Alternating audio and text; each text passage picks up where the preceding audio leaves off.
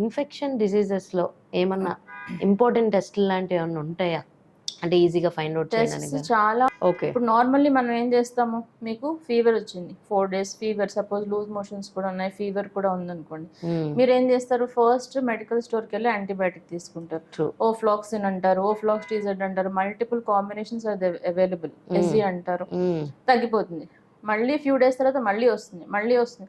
అలా వస్తూ ఉంటుంది. ఫీవర్ మీకు రీజన్ అర్థం కాదు, మీరు హాస్పిటల్కి వెళ్ళి అడ్మిట్ అవుతారు. వెళ్ళినప్పుడు నేను బ్లడ్ కల్చర్ అంటే 2 చేతి నుంచి బ్లడ్ శాంపుల్ తీసి ల్యాబ్లో దాన్ని గ్రో చేయడానికి ట్రై చేస్తాం.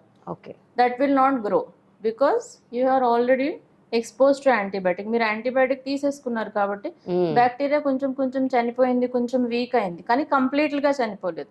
సో కొన్ని రోజులు మీరు తీసుకున్నప్పుడు అది తగ్గింది, తర్వాత దానికి గ్యాప్ వచ్చినప్పుడు అది కంప్లీట్గా తగ్గలేదు కాబట్టి మళ్ళీ అది మల్టిప్లై అవ్వడం స్టార్ట్ చేసింది, అంటే ఇంకా స్ట్రాంగ్ అయిపోయింది.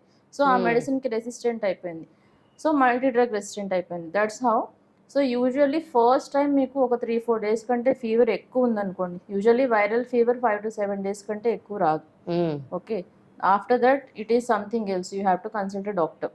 సో అలా ఎక్కువ ఫీవర్స్ వచ్చి, లేకపోతే ఏదైనా వేరే ఇన్ఫెక్షన్స్, ఎక్కడి నుంచైనా పస్ వస్తుంది, నార్మల్గా పడిపోయారు, కాళ్ళ నుంచి పస్ వస్తుంది, లేకపోతే ఏదైనా సర్జరీ అయింది పస్ వస్తుందంటే యూజువల్లీ పబ్లిక్ ఏం చేస్తారంటే ఇలా యాంటీబయాటిక్స్ వాడుతూ ఉంటారు.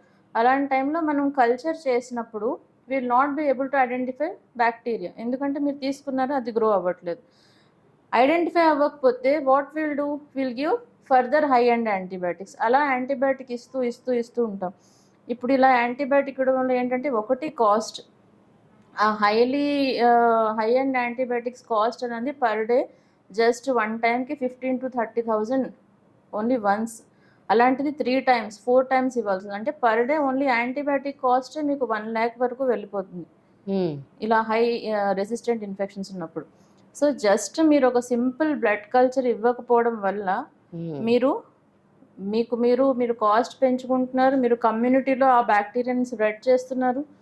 ఓకే. తర్వాత we are producing multi drug resistant bugs. మనకి కాజ్ తెలియదు.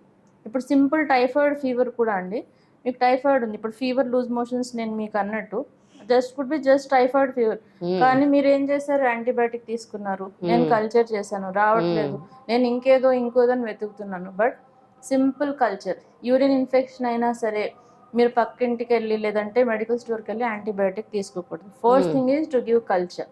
బ్లడ్లో ఫీవర్ ఉంది, first thing is to go and give blood culture.